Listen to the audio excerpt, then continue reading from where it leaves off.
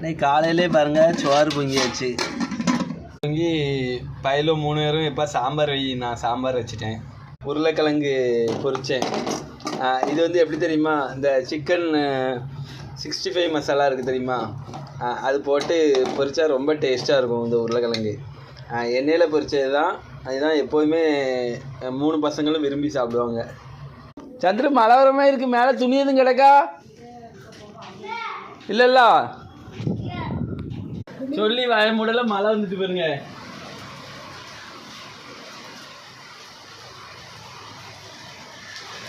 மழையில் நனையக்கூடாது ஐயா. நான் வேலைக்கு போன பிறகு மழையில் நனையக்கூடாது. அப்புறம் வந்தோம்னா அடி வாங்குவீங்க.